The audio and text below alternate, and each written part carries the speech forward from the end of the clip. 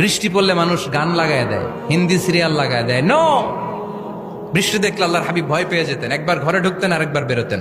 আম্মা জান আয়েশা বলতেন, ভয় পান কেন?